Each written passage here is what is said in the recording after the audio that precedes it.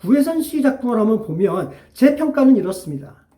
안 와요. 자기의 어떤 시리즈가 어떤 확실하게 각인될 수 있는 저 사람은 저렇게 표현을 하는구나. 그리고 그 표현 방법이 굉장히 우리에게 어떤 영감을 주고 공감을 끌어낸다. 뭐 이런 게 있어야 될 것 같은데 아마추어 같다. 입시 학원에서 입시 준비를 하고 있는 그런 그림들 같다라고 이제 혹평을 했는데 제가 볼 때 그 정도는 아니에요.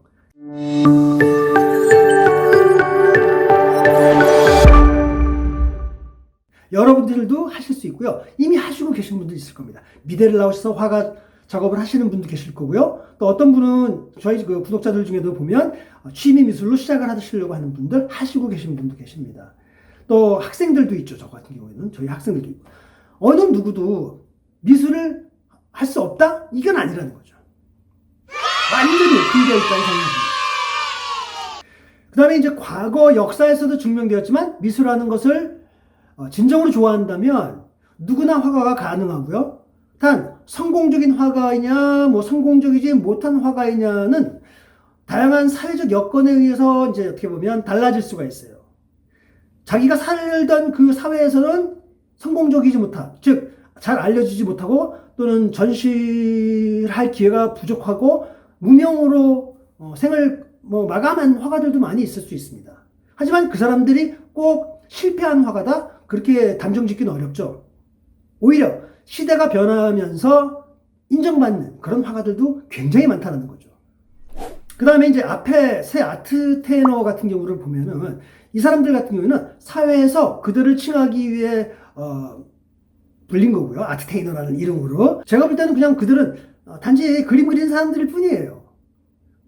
즉 그들의 시도를 존중해 줘야 될 필요가 있다는 거죠.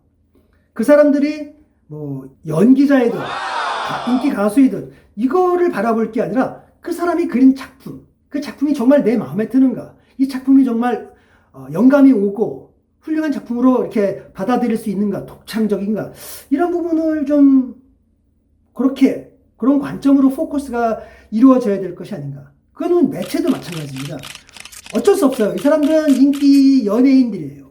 하지만 어떤 신문 매체나 방송 매체도 이 작품성에 대한 부분에서 좀 더 취재도 하고 작가들과 이야기를 나누어 보고, 그렇죠? 평론가들과도 평가를 들어보고 좀 그런 식으로 좀 다뤄줬으면 좋겠다.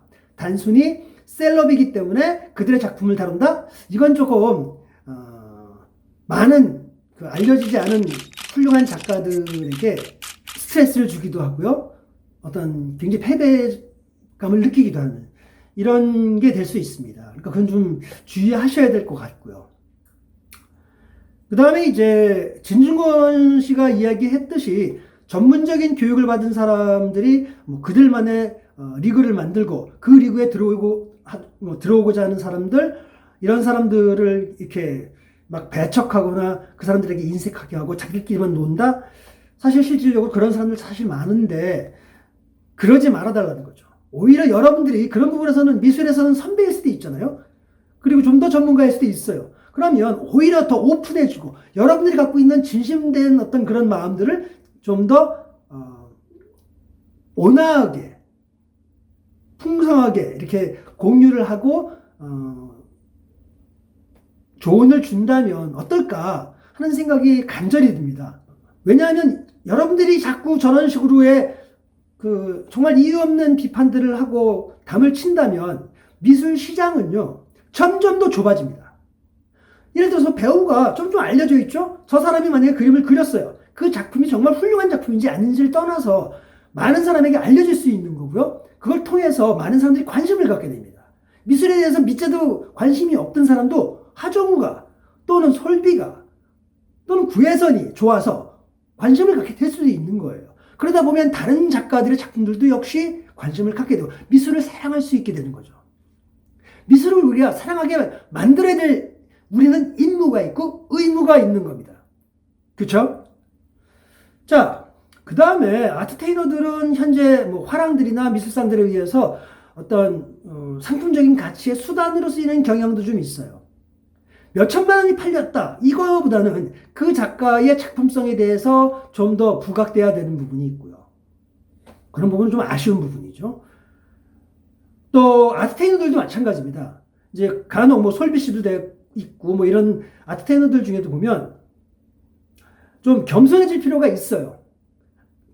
그렇지 않으면 이 사람들이 잘 알려진 사람이다 보니까 자칫 잘못하면 알려지지 않은 정말 진지하게 미술을 하고 있는 많은 화가들이 욕을 먹게 되는 경우도 있고요.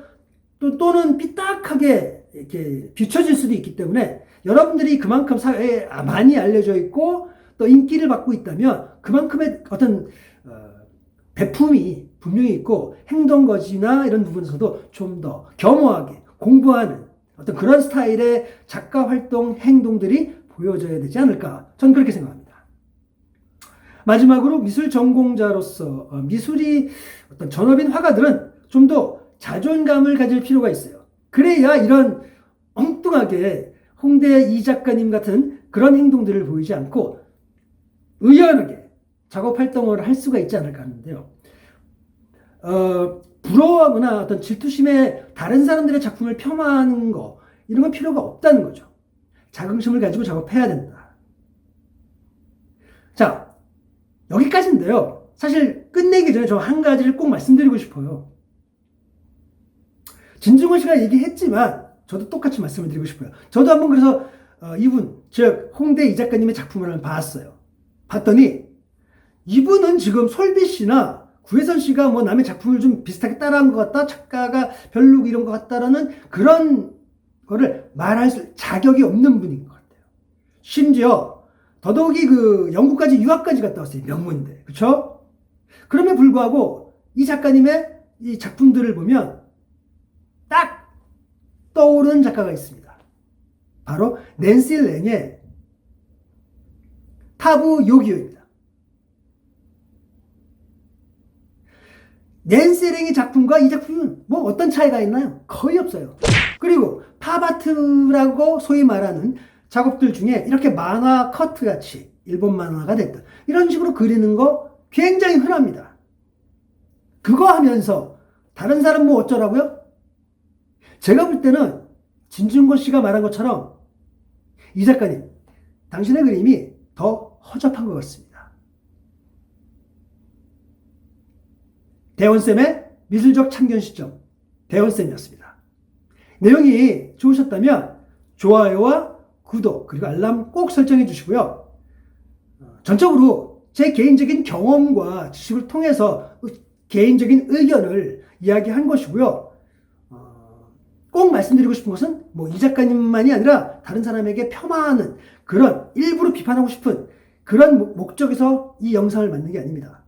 뭔가 제 생각을 통해서 이 작가님의 또는 다른 그런 생각을 가지고 있는 그런 작가님들의 생각에 조금 바로잡고 싶은 그런 생각으로 여러분들에게 올린 거니까요.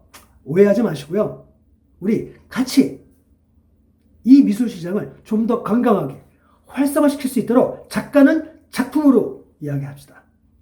오늘 내용이 좋으셨다면 구독과 좋아요, 알람 설정 부탁드릴게요. 그럼 안녕!